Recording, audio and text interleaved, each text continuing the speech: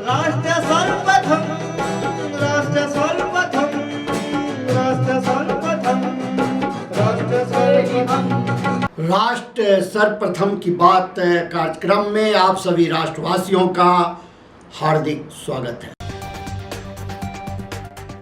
भगवान जगन्नाथ की 147वीं रथ यात्रा आज से हुई शुरू। राष्ट्रपति मुर्मू और पीएम मोदी ने दी शुभकामनाएं। जम्मू कश्मीर के कुलगाम में दो एनकाउंटर के बाद 6 आतंकी ढेर, सेना के 2 जवान भी शहीद। हाथरस हादसा मामले में राहुल गांधी ने सीएम योगी को लिखा पत्र, मुआवजा बढ़ाने का किया आग्रह। महाराष्ट्र के पुणे में जीका वायरस के 5 नए केस, 3 गर्भवती महिलाओं के साथ कुल 11 मरीज हुए संक्रमित। गाजा में स्कूल पर इजराइल का अटैक, हमले में 16 फिलिस्तीनियों की मौत। नेपाल में भारी बारिश के बाद काठमांडू के कई इलाकों में भरा पानी। तिहाड़ में बंद सत्येंद्र जैन की बढ़ी मुश्किलें, एलजी ने भ्रष्टाचार निवारण अधिनियम के तहत जांच को दी मंजूरी। जम्मू से 6145 तीर्थ यात्रियों का एक और जत्था अमरनाथ यात्रा के लिए रवाना। भारी बारिश के बाद मुंबई लोकल ट्रेन प्रभावित, ट्रैक पर गिरा पेड़, रेल सेवाएं स्थगित। पीसीबी को लगा झटका, चैंपियंस ट्रॉफी के लिए पाकिस्तान नहीं जाएगी टीम इंडिया।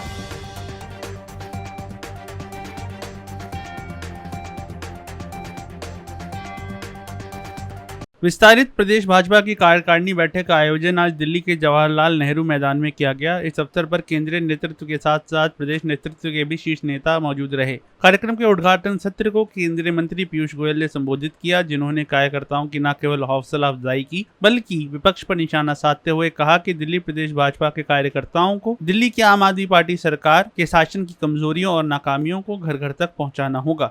वहीं दूसरी ओर भाजपा प्रदेश अध्यक्ष वीरेंद्र सचदेवा ने भी इस अवसर पर मीडिया से बात की और कार्यक्रम के संबंध में अतिरिक्त जानकारी मीडिया को प्रदान की।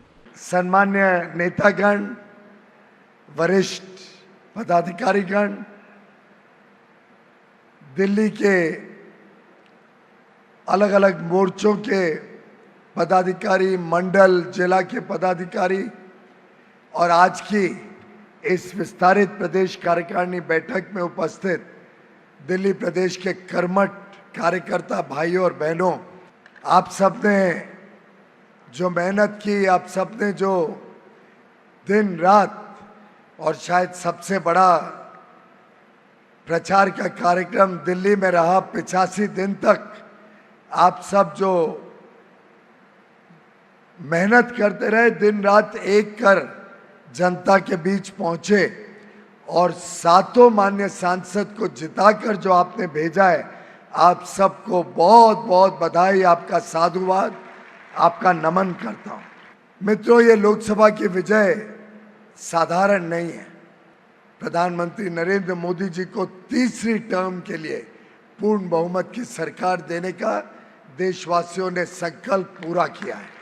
इसमें दिल्ली का जो योगदान है वो भी बहुत ही अमूल्य रहा है।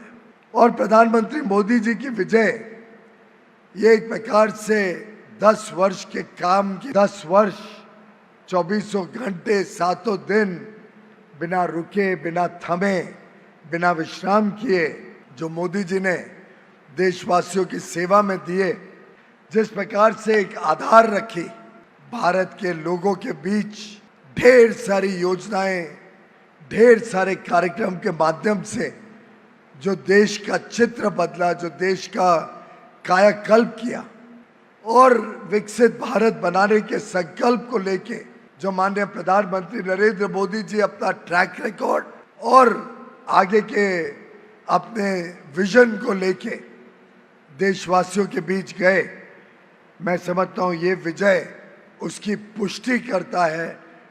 ये विजय देशवासियों की आशा अपेक्षाओं को फिर एक बार उजागर करता है कि प्रधानमंत्री नरेंद्र मोदी जी के नेतृत्व में बिना भेदभाव जो 10 वर्ष अलग अलग प्रकार से प्रधानमंत्री मोदी जी ने सेवा की है देशवासियों की, उसके लिए हर व्यक्ति ने प्रधानमंत्री मोदी जी को आशीर्वाद भेजा है कि आगे चल के देश विकास यात्रा में इस अमृत काल में तेज गति से प्रधानमंत्री मोदी जी नेतृत्व करें, अपना निर्णायक नेतृत्व, अपना कुशल नेतृत्व करें, जिससे देश आगे चल के 2047 में एक विकसित भारत के रूप में उभरे। वैसे ही अब प्रदेश में भी समय आ गया है भारतीय जनता पार्टी की शुद्ध रूप से बीजेपी की सरकार, 100% बीजेपी की सरकार, और भारी मतों से एक असेंबली जीतनी है। छोटी मोटी विजय नहीं, जैसे सांसद जीते हैं, एक सांसद को आपने भारी मतों से जिताया। मुझे पूरा विश्वास है ये कार्यकारिणी संकल्प लेके जाएगी कि हम दिल्ली में ऐतिहासिक विजय के साथ 100% भाजपा की सरकार मोदी जी को आशीर्वाद में देने जा रहे हैं। मार्च 2023 में हमने इस दायित्व को पूर्ण रूप से संभाला था। फरवरी 11 दिसंबर को कार्यवाहक अध्यक्ष के रूप में हमने काम प्रारंभ किया था। तब से लेकर अब तक लगातार दिल्ली की जो सरकार है उसके खिलाफ जो आंदोलन हमने किए, जो लड़ाई हम सब कार्यकर्ताओं ने मिलकर लड़ी, उसकी एक एग्जीबिशन आपने बाहर देखी होगी। कैसे हमारे सातों सांसद विजयी होकर निकले, वो भी उस एग्जीबिशन में देखने को आपको मिलेगा। और साथ ही साथ पिछले 6 दशकों में पहली बार अगर किसी पार्टी ने लगातार तीसरी बार सरकार बनाई है तो ऐसे माननीय प्रधानमंत्री श्री नरेंद्र मोदी जी की पूरे जीवन की गाथा वो हमने बाहर एग्जीबिशन में लगाई है। ये पहली बार हुआ इस हिंदुस्तान में कि 6 दशकों में पहली बार भारतीय जनता पार्टी की लगातार एनडीए की तीसरी बार सरकार बनी है। वो माननीय प्रधानमंत्री जी का नेतृत्व, हमारे राष्ट्रीय अध्यक्ष श्री जगत प्रकाश नड्डा जी का जो सानिध्य हम सब कार्यकर्ताओं को मिलता है, उसी के फलस्वरूप दिल्ली की 7 सीटें जीतने में हम सफल हुए। और वो दिल्ली वाले जो इन भ्रष्टाचार से आजिज आ चुके हैं, इस दिल्ली की सरकार जो अरविंद केजरीवाल की सरकार है, ऐसी सरकार को अलविदा करने का मन इस दिल्ली की जनता ने बना लिया है। उस मन के साथ चलकर अब दिल्ली की जनता के साथ भारतीय जनता पार्टी इस दिल्ली में अपना मुख्यमंत्री बनाए, डबल इंजन की सरकार बनाए, ये संकल्प इस कार्यकारिणी में लिया गया। और निस्संदेह इस संकल्प की पूर्ति के लिए हम सब मिलकर काम करेंगे। बहुत बहुत धन्यवाद, बहुत बहुत आभार। दिल्ली शराब घोटाले के मामले को सामने आए 2 साल बीत चुके हैं।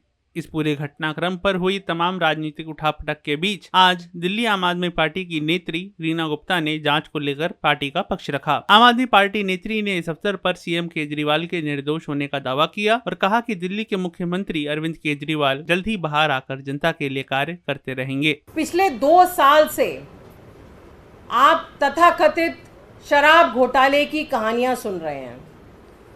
2 साल से जांच चल रही है। लाखों पन्नों के कागजात कोर्ट में दर्ज किए गए हैं। 50,000 पन्नों के डॉक्यूमेंट्स कोर्ट में सबमिट हुए हैं। 554 गवाहों की गवाही ली गई है। लेकिन इस सब के बावजूद अरविंद केजरीवाल जी के खिलाफ इनके पास कोई सबूत नहीं है।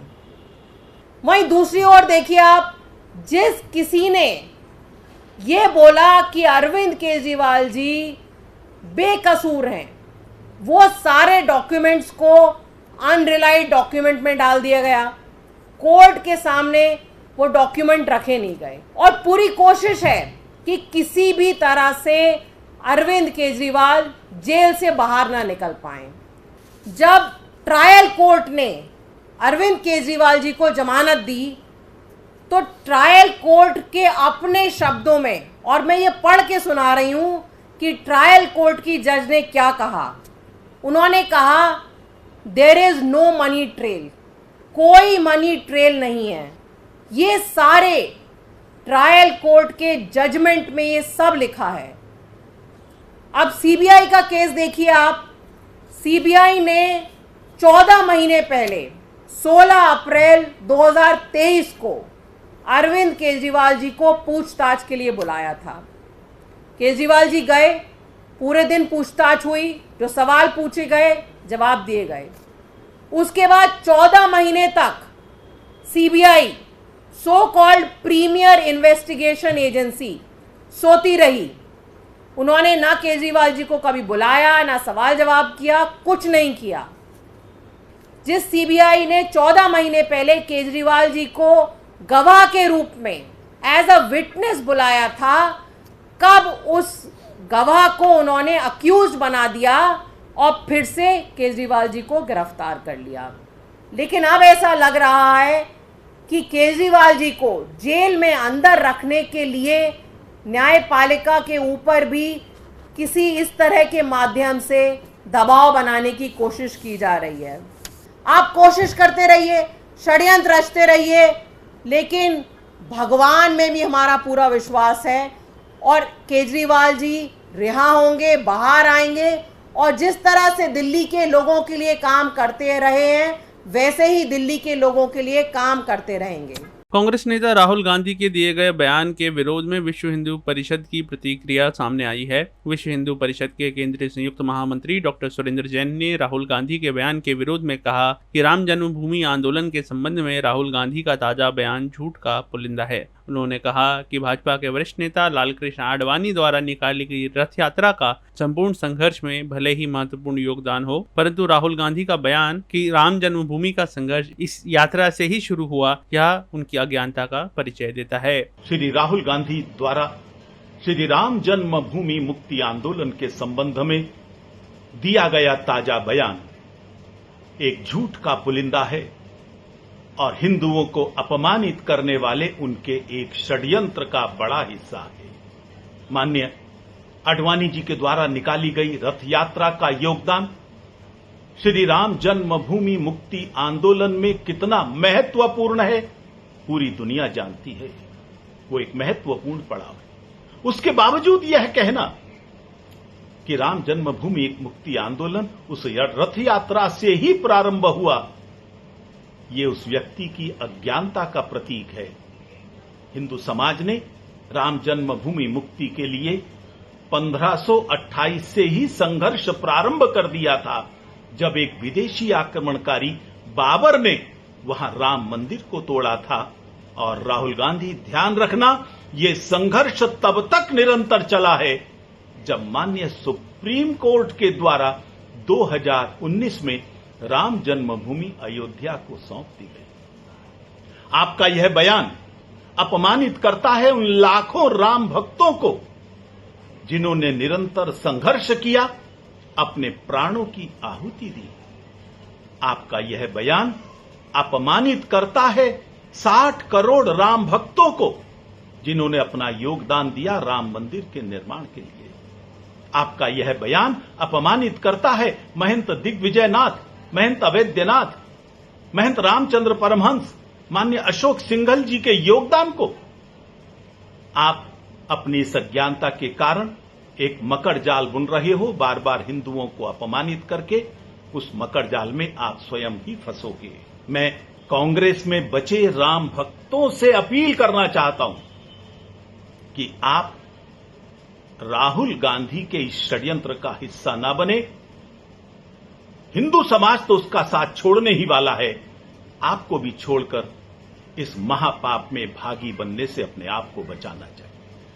अभी समय है एक ब्रेक का, हम चलते हैं ब्रेक पर। आप कहीं जाए नहीं, छोटा सा break. Powered by Kamal Buildtech Private Limited, fulfilling promises. With our professional team and experience of delivering projects, in past we guarantee you peace of mind and top quality work in an affordable price.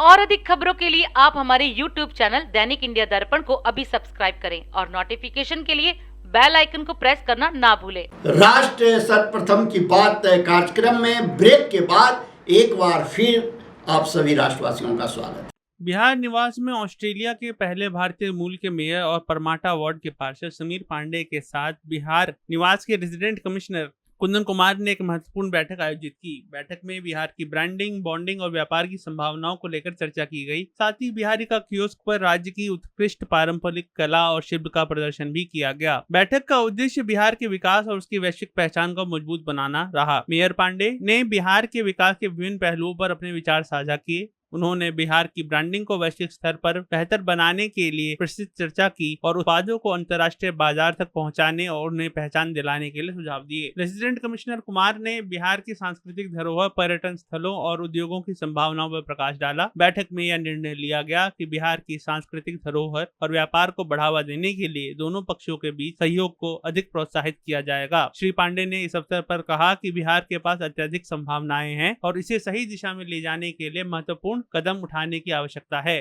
उन्होंने कहा, बिहार की branding और bonding को मजबूत करने के लिए स्थानीय और अंतर्राष्ट्रीय स्तरों पर प्रयास को समन्वित करना आवश्यक है। छत्तीसगढ़ के मुख्यमंत्री विष्णुदेव साय ने प्रदेश स्तरीय कृषि सहकार सम्मेलन एवं सम्मान समारोह में हिस्सा लिया, जहां उन्होंने एक और जगन्नाथ रथ यात्रा की शुभकामनाएं दी, वहीं दूसरी ओर अंतर्राष्ट्रीय सहकारिता दिवस की भी बधाई जनता को दी। इस अवसर पर उन्होंने कहा कि भारतीय सदियों से सहकार की भावना के साथ काम करते आए हैं।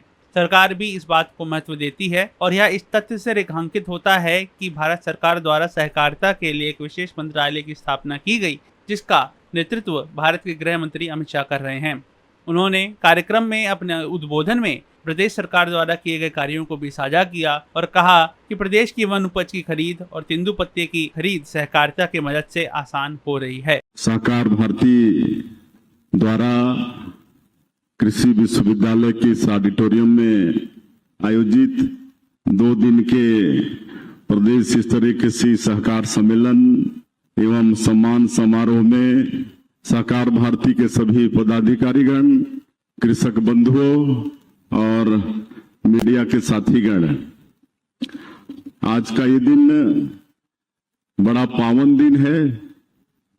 जगदीश यात्रा का दिन है, जिसको हम लोग गांव में रथ दुरतिया बोलते हैं, रथ दूज बोलते हैं।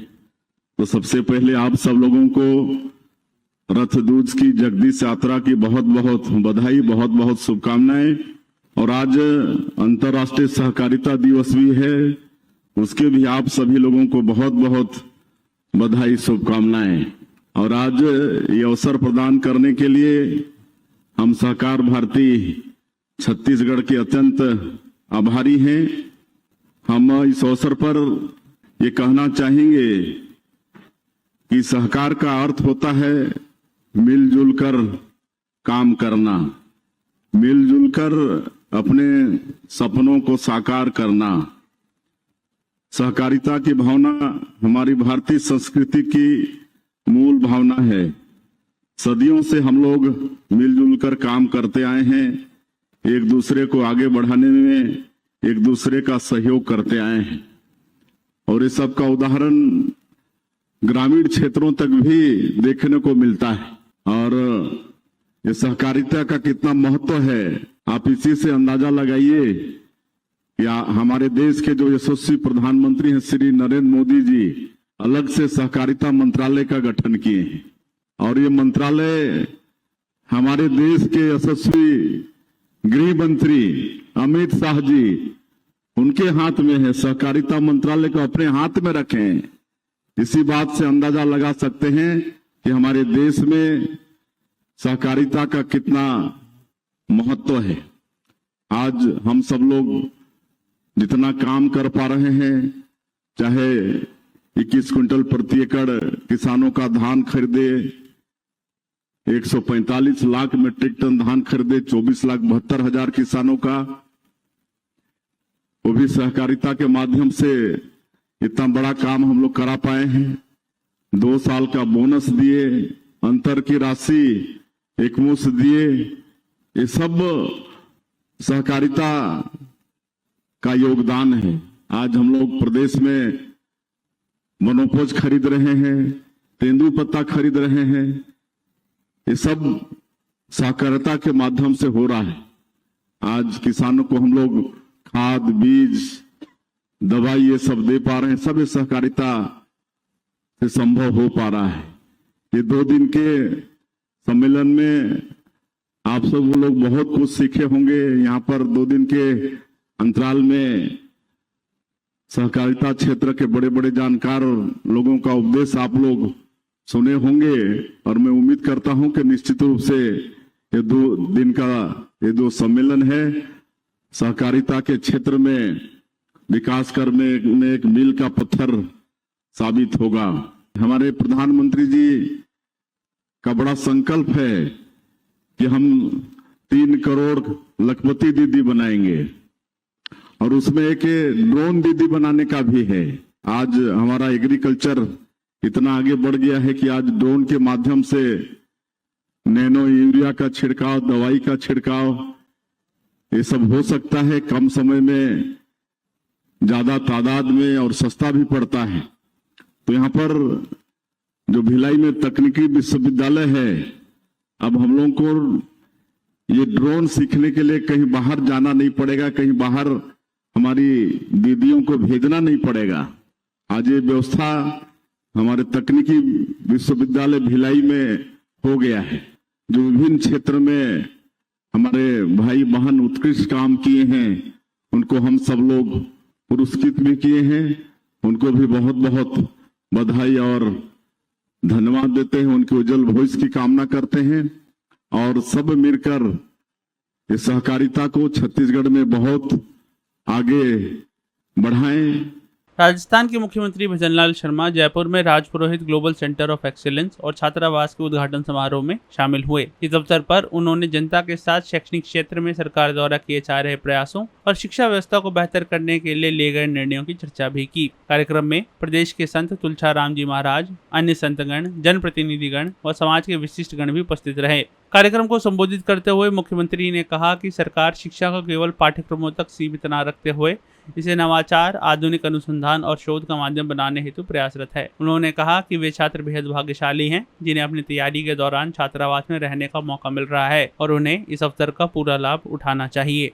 आज के राजपुरोहित छात्रावास के उद्घाटन समारोह के अवसर पर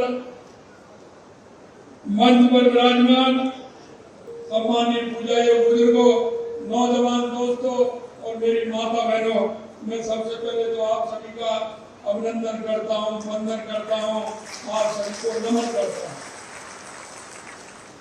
क्योंकि आपने एक ऐसे कार्यक्रम की शुरुआत की है जो आगे आने वाले युवाओं को, हमारे आने वाली बहनों को, हमारे उन भाइयों को एक दिशा देने का काम करेगा। क्योंकि आज भी आवश्यकता है, उस आवश्यकता को देखते हुए आपने राजपुरोहित छात्रावास के उद्घाटन के अवसर पर आप सभी ने मुझे बुलाया है। निश्चित रूप से मैं आप सभी के बीच में आकर के खुशी का अनुभव कर रहा हूं और एक ऐसे कार्यक्रम में आया हूं जिसके लिए मैं आप सभी को बहुत बहुत बधाई और शुभकामनाएं देना चाहता हूं। जयपुर में राजपुरोहित छात्रावास का निर्माण आने वाले समय में समाज के युवाओं को उनके सपने को पूरा करने का काम करेगा। क्योंकि कोई भी युवा आगे बढ़ता है, उसके मन में कोई ना कोई जिज्ञासा होती है, उसके मन में कोई ना कुछ कर गुजरने की इच्छा होती है, लेकिन कई बार उसके सामने ऐसी परिस्थिति आती है कि वो नहीं कर पाता है। आप सभी समाज के बंधुओं ने ये जो निर्णय लिया है, निश्चित रूप से इस निर्णय के माध्यम से उन युवाओं को दिशा मिलेगी जिनके मन में करने की कुछ तमन्ना होती है, और वो तमन्ना करने की होती है तो उसमें आपका ये छात्रावास मील का पत्थर साबित होगा। इतना मैं कहना चाहता हूँ। शिक्षा में आत्मनिर्भर बनाती है और बेहतर जीवन जीने का मार्ग भी प्रदर्शित करती है। ग्रामीण क्षेत्रों के विद्यार्थियों को कई बार उच्च शिक्षा नहीं मिल पाती है, किसी कारण से वो प्रतियोगी परीक्षाओं में भाग नहीं ले पाते हैं, लेकिन ये अच्छा आपका सोच, आपका जो विजन है, इस विजन के माध्यम से ऐसे विद्यार्थियों को यह छात्रावास वरदान साबित होगा। यही नहीं, छात्रावास में केवल रहने खाने की सुविधा प्रदान हो ऐसा नहीं, बल्कि एक सुरक्षित और सहायक वातावरण भी प्रदान होता है, जिससे उसका आगे जो वातावरण बनता है उसमें उस बच्चे का आगे जो उसकी खूबी और हॉबी होती है उसके माध्यम से वो काम करता है। राजपुरोहित समाज ने एक आधुनिक सुविधाओं से सुसज्जित, मुझे विश्वास है कि ऐसा एक छात्रावास बनवाया है जो निश्चित रूप से छात्रावास विद्यार्थियों को एक शांत और आरामदायक वातावरण प्रदान करेगा जो पढ़ाई में सहायक भी होगा। मेरे प्यारे भाइयों मित्रों, मैं आप सभी बहुत ही भाग्यशाली हैं जिन्हें छात्रावास में रहने का अवसर मिल रहा है। इसका पूरा फायदा उठाएं, कठिन परिश्रम करें और अपने लक्ष्य को प्राप्त करें। स्वामी विवेकानंद जी ने कहा था कि 21वीं सदी भारत की होगी और 21वीं सदी भारत की होगी, और उन्होंने कहा कि उठो, जागो और इस देश दुनिया पर छा जाओ। उस दृष्टि से ये हमारा जो छात्रावास है, निश्चित रूप से स्वामी विवेकानंद जी ने कहा था उस ओर ये छात्र हमारे चलेंगे और देश दुनिया में अपना नाम करेंगे, ये मुझे विश्वास है। यही नहीं मेरे भाई और बहनों, छात्रावास समाज के युवाओं का एक मंच प्रदान भी करेगा। जैसा मैंने कहा, भारत एक युवा देश है और हमारे प्रधानमंत्री नरेंद्र मोदी जी की प्राथमिकता है कि उन्होंने युवा शक्ति राष्ट्र शक्ति के रूप में पहचान मिले और दुनिया में बढ़ता हुआ भारत का गौरव हो और हमारी ये पीढ़ी, आने वाली युवा पीढ़ी दुनिया में अपना नाम रोशन करे।